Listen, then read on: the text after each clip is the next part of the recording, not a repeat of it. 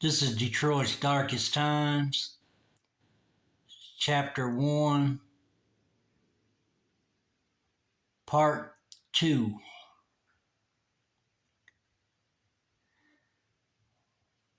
We want to get into Carson and Detroit City. When I was living over there, it was a two-family flat. I lived upstairs. This was my first time watching somebody on heroin. What it was is my neighbors from downstairs, a lot of them, shot up heroin, and they used to sit on the front porch sometimes and uh, be wrapped up. Their feet would be wrapped up and stuff where they've been swelled up from shooting up, and they used to shoot up between their toes and stuff like that. And the experience I had is one day I came home from working, and the guy came out of his downstairs apartment, and I just had got out the truck, and then he has his shoes off, and he gets out in the middle of the street, and he runs down to the corner, and he's yelling, but I can't make out what he's saying. Well, so I get upstairs, and then I got a porch up at my apartment where I can walk out on the porch. So I was wanting to see what this dude was doing, and he was running, sweating real bad, and he was running as fast as he could, and on the pavement with no shoes on, and he was saying, "I'm gonna blow up, I'm gonna blow up." And I guess he just felt like he was a bomb and he was gonna blow up. But it's kind of crazy. But I was laughing about it because I thought it was funny, uh, just the way he was doing. And he just kept running up and down the street. And but anyways, I just had went in after that because I didn't know what was going to happen with that dude, if he was just going to fall out or what the deal was. And then as time passed in this same apartment, me and my brother-in-law, and we go downstairs, and the people that live downstairs, they was want to introduce us to this other guy. Now the people downstairs are Mexican, but this other dude they wanted to introduce us to, he was just a white dude. But anyways, he was dressed, decent, and he looked like, he had some money and stuff. So he was asking me and my brother-in-law, he was like, "Hey, do y'all know where I can buy a car at?" Then my brother-in-law was like, "Yeah, I can take you uh, somewhere where they sell cars that I know the guy." And he said, "Yeah, that'd be good." And so we gave him a ride over to Junction in Detroit, Michigan. And at this time, a car lot over there was Roy No's car lot. Anyways, the guy's looking around, and we're looking around, looking at the cars and stuff. This guy finds a white Escort, Ford Escort, and it looks pretty nice on the inside and outside. But anybody that knows the cars from Detroit, the used cars, a lot of them have rust around the bottoms of them, around the wheel wells and stuff like that. And if it ain't got no rust, it's probably got Bondo and just been painted. And that's from all the salt they put down. But anyways, he was checking the car out. We was checking it out with him, and he said, "I like this Ford Escort." And he said, "Y'all think y'all can do the body work for me and stuff like that?" And he was already going to pay us to take him over there so he could buy a car. So we're like, "Yeah, we can do that. We can do the body work and stuff like that, have it looking good." And he said, all right, he said, I'm going to take it for a test drive, but I'm going to buy it and I'll meet y'all back over there on Carson at the apartments. So he was like, all right. And so we left him near. And just because Roy, the owner of the car lot, he knew us, he just let the guy test drive the car. And he has a few guys in there with him, his guys. And he didn't have nobody go with him. He just let the guy just take the car for the test drive. Well, we go back home. Dude gets in the car. He pulls out in the Escort. We go home. And I don't know, about 2 hours later, maybe 3 hours later, my brother-in-law's dad comes over.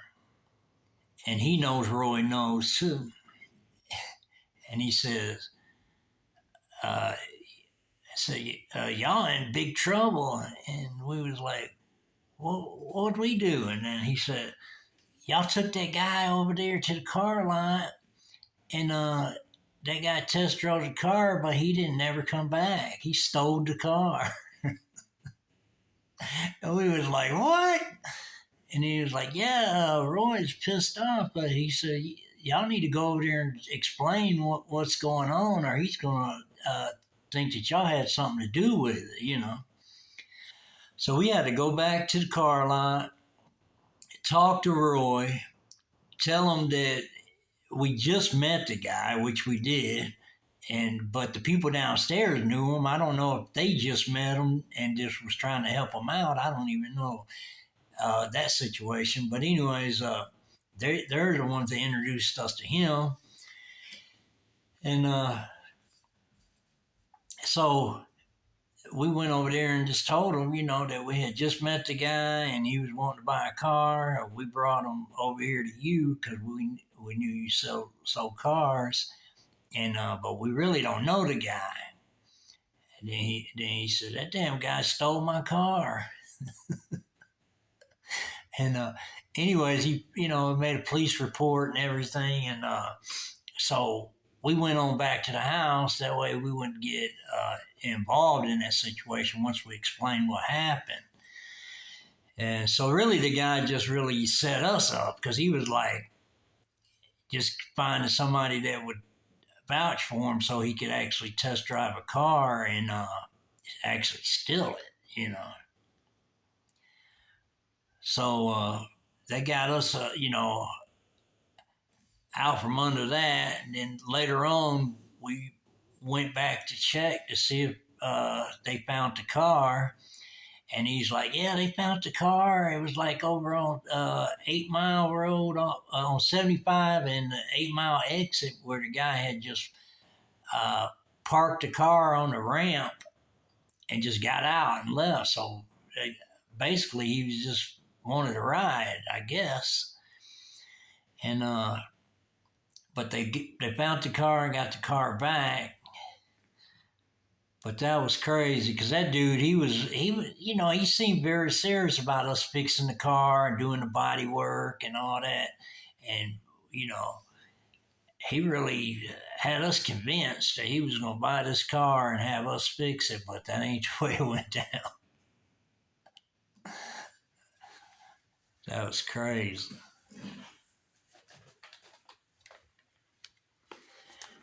Then we're going to go to when I was working at the Willard Hotel. Now, Willard Hotel, this hotel is just little rooms, and it's got you don't have a bathroom in your room. You just have, it's one bathroom on each floor, and everybody shares the same bathroom. And this is downtown Detroit. They closed it in 1995. But when we first went over there, we got a job to paint the outside of the window sills because it was a brick building, just around the windows. And then inside, all the trimming and the doors and stuff like that. And believe it or not, all the color was black. That's what color they wanted to paint it, black. And so we did that. And while we was there, well, first when we went over there, we looked around the whole building, and there was like the building in the back's like a horseshoe shape, and then it has a big fence blocking it off, so you can't walk up in there. But the guy opened the gate so we could look and see what the situation was, because we was going to have to get in there with ladders and all that to reach up to the windows, to paint around the windows. But anyways, there was, I would say, hundreds, if not thousands, of syringes all on the ground where people had used them and just throw them out their window. And over time, it was just piled up, and it was just, and we told them, we can't go in there until you get somebody to clean all that up, because that's a danger zone. And so he got two guys to clean it all up, rake it up. They had a wheelbarrow and they put it in there and trashed all the stuff, because we wasn't about to mess with them needles.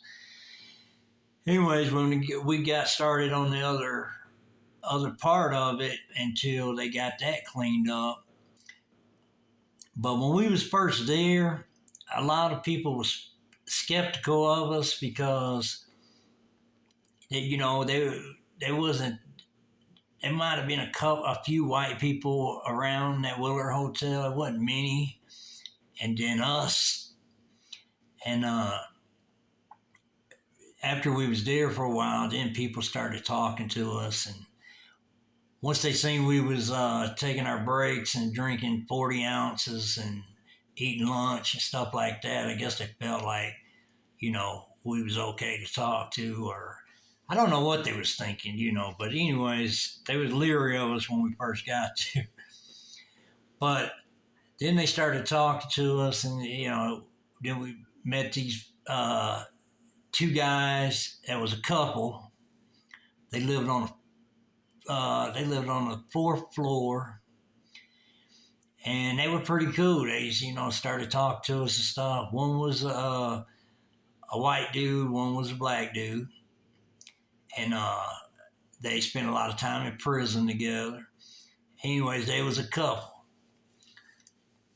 and they was telling us stories that since they've been living there. They said when they first got there. People were giving them a problem because there was a couple. Now, the black dude, he's like a muscle-bound dude. He's a cool dude after we got to know him. And then the white dude's just a regular cat, But he used to be in the hallway and, fix his hair and stuff like that. The white dude would fix the black dude's hair, like braid it and stuff like that, because we had to paint the hallways and all that and all the doors and all that. So we was there for quite some time, and that's how we got to know them. But they were pretty cool. But anyways, he was telling us a story that when they first moved there, people were giving them a hard time, basically just not accepting that they was a couple or whatever. So he said one time I sent, I forget the dude's name, but his partner, the white dude, he said he sent him to the liquor store to get some stuff. And then he came back later and he didn't have none. And he said, what happened? And he said, there's like four guys outside the store just hanging out. And they was giving me a hard time. So I turned around and just came back. And so he said, all right, we'll go down there and see what the deal is. So they both went down there, and he just said he walked past the guys in the store. They got what they needed. Then he gave the bag to the white dude. And then he said, you walk in front of me, I'm going to be behind you. And then he said once he got outside, this dude was a big dude, so it only took one hit per guy, and there was only four guys out there. And he knocked all of them out onto the concrete. And then they just walked over back to the hotel. And he said ever since then, they never had no problems at all, except for one incident. Uh, he was going to work one day, and this was kind of like when they was moved in and they were new. He was going to work one day, and the white dude stayed there. Well, some guys, because if you know anything about the Cass Corridor in Detroit, it's a rough area. You got to know how to handle yourself.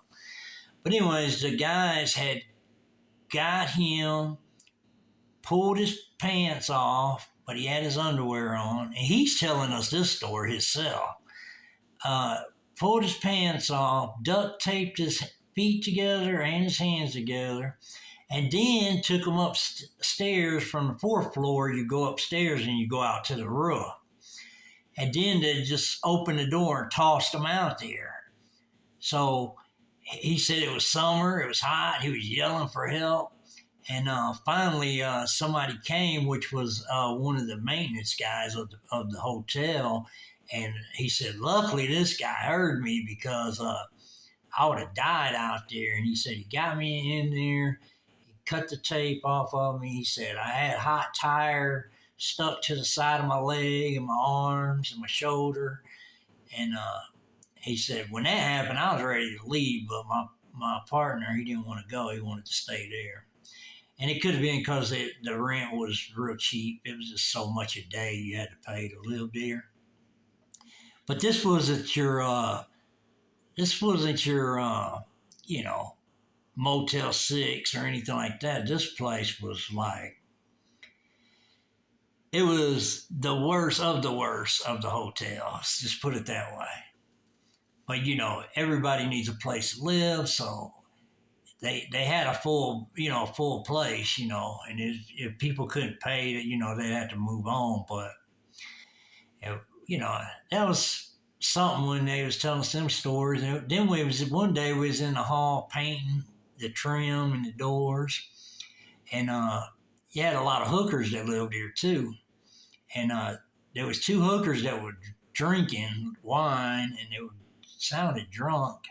We're in the hallway just listening because they got their doors open, and they're going at it with each other, saying how one does it better than the other one, and how one gets more Johns than the other one, and stuff like that. We're dying laughing in the hallway because you can hear them. They're yelling,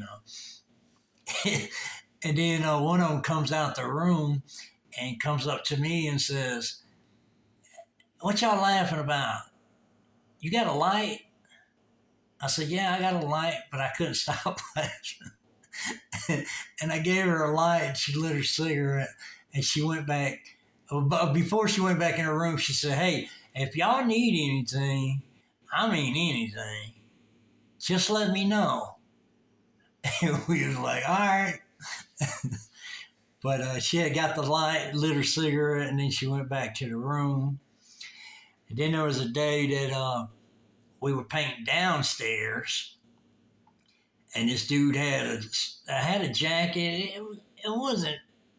I mean, to me, it looked like it was a secondhand jacket, but he had a jacket on, and he went into the bathroom, and he had touched his elbow on. It was like a suede jacket, kind of like.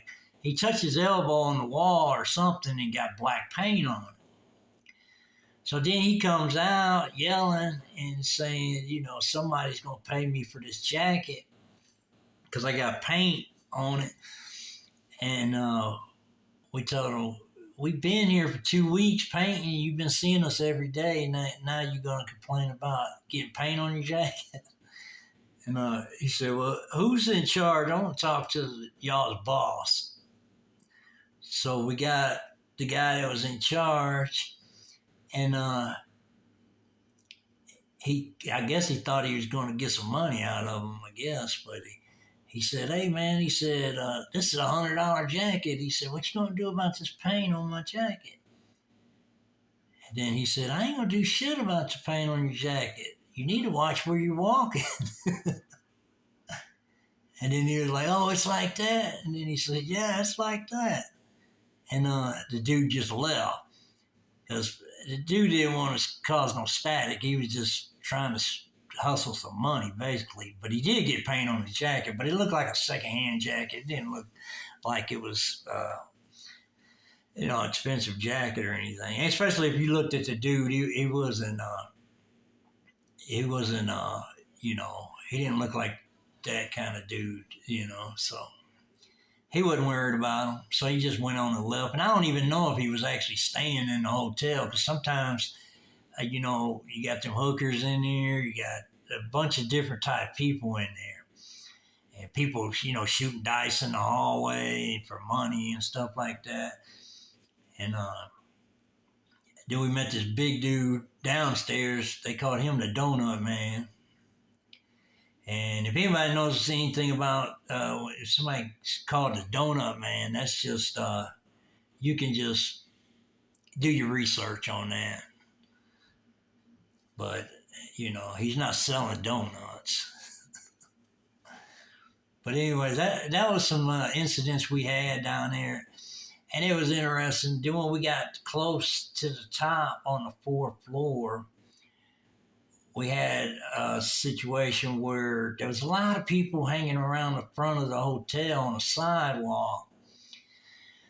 So we didn't want to run no ladder there because not only would it be in the way of the sidewalk, you know, somebody could come by and try to knock it over or whatever, even though you had a guy down on the bottom just kind of holding the ladder. So what we did on the fourth floor is tied a rope around our boss, and then we lowered them down. About, I think it's 5 of us, lowered them down where he can paint around the windowsill on the fourth floor. And everybody was on the ground, looking and saying, "Man, that guy's crazy," because he was hanging from a rope painting the windowsill. But that's how we did the front of it, anyways. And the sides, we used the ladders because we wasn't too much worried about it. Wasn't a lot of traffic on the sides of the building. But yeah, that was interesting. But yeah, that Wheeler Hotel, I think they closed it in 1995, I do believe. But there was a lot of stuff went on down there. And we got some laughs while we was there. And then on Trumbull Avenue, the first time I seen a $1,000 bill. This was a dude that lived across from George's store on Trumbull and Selden. And he lived like on the second floor. Anyways, he used to come around a lot. He had a dog. I don't know if he was a police officer that was on that got suspended or was just retired. I don't think he was retired. He didn't look old enough to be retired. But anyways, when he opened his wallet, he had a badge in his wallet. And but that's when he showed us the $1,000 bill. And because he asked us, have we ever seen one? We told him, we didn't even think they made them. But he showed us one.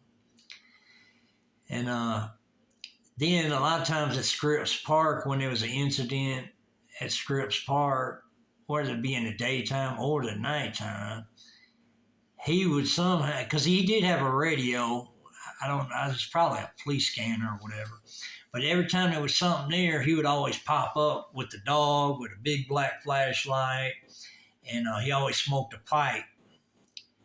And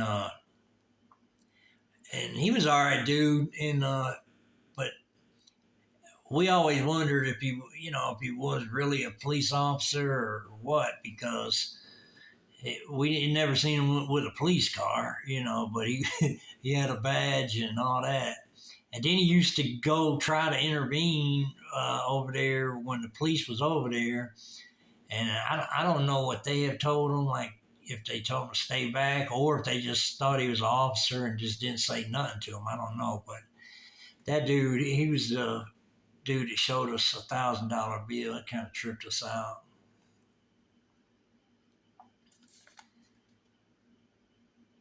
One time, my brother-in-law, he was talking to this dude out on the street on Carson, and this dude had a fairly decent pickup truck, and he had a for sale sign on it. And he said that he changed the head gasket on it, and when he did that, it lost power.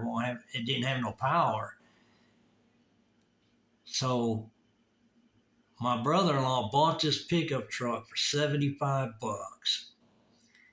and then we took it around back and took the head off of it. And what it was is the head gasket was on there, but the corner of it was folded over, and that's what the guy's problem was. So we just straightened the gasket out, put it back on there, and then the truck had power. And then we started driving it every day, and the guy was tripped out about it because he thought it was just, basically the motor was shot and he was going to junk it anyways. But that was a good buy for 75 because after that we started hauling brick in it. And in Detroit, you can get $100 for every 1,000 used brick that you get. Now, when you go get these bricks, you got to get permission to get them, like from the owner. Like, there's a lot of houses burnt down, a lot of factories burnt down, and you got to find out who the owner is to ask them would it be all right to get some brick. And because if they're going to tear it down anyways, they usually tell you go ahead, just be careful. So we used to do that, and they would say 1,000. You wouldn't have to stack the bricks in the back of the truck. You just have to throw them back there. But if you just get a pile in there and it's about the height of the bed of the truck, they would just call that 1,000, and then they would pay $100. Sometimes it went up, and it'd go up to 120. But it wasn't a bad hustle. But you really had to work to do that job. But it wasn't a bad hustle. You could do that and make some quick money. You worked days you wanted to and days you didn't want to do it. So that wasn't too bad.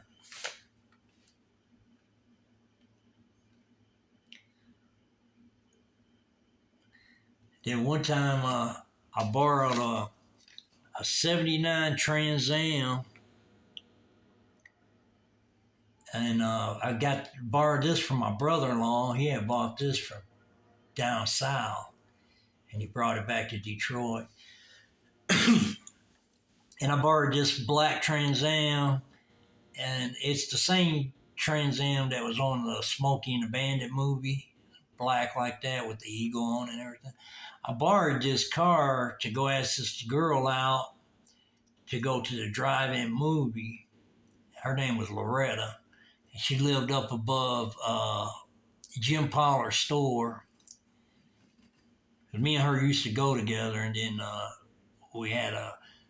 we split up, and then I went back to try to take her out again, and I borrowed that car and got it all cleaned up and everything. Then when I went over there, she was like, you gotta somehow prove to me that you're not seeing nobody before I go out with you. And I talked to her. I was blue in the face, but she didn't believe me. She thought I was still seeing somebody, and they wasn't around, and that's the reason I wanted to take her out. But it wasn't like that. I was really on being legit about that. So that fell through, but I enjoyed driving that Trans Am. It was nice. And it was pretty fast, too.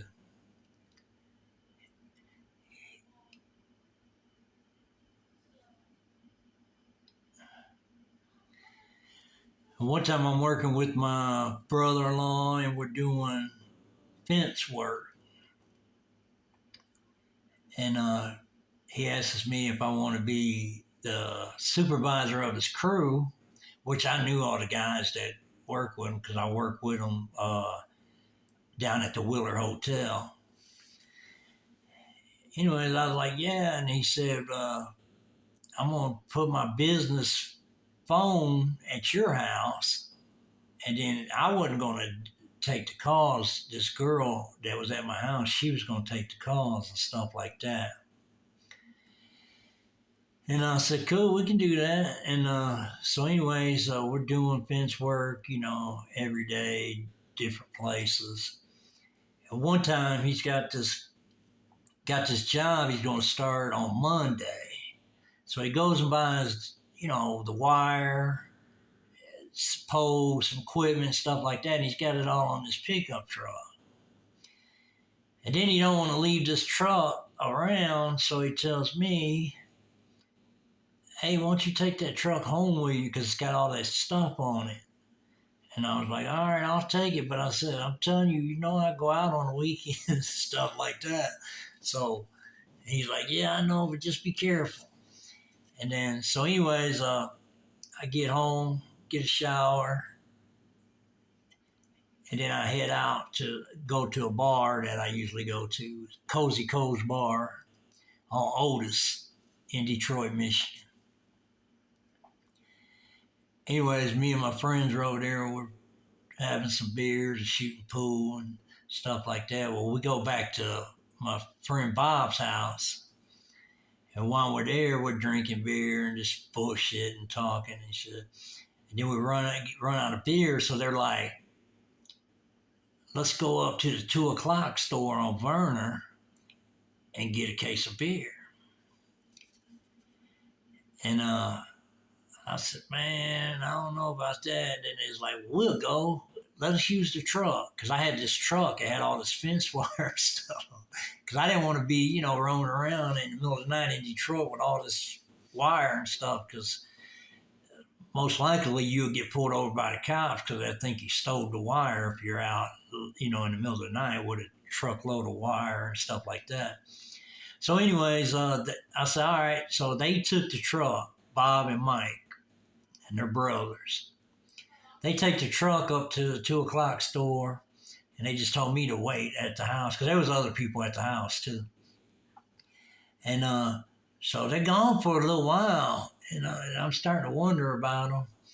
And then they finally pop back up, and they don't have the truck. And I'm like, oh shit, what happened to the truck? And they was like, man, you ain't gonna believe this. I said, try me. They said, we was going down Verner and we got right in front of the 2:00 store. And then the Detroit police gets behind us, turns the lights on. So neither one of them had driver's license, which I didn't know that. They didn't have license, but my brother-in-law, he had his phone number and business name on a magnet on the side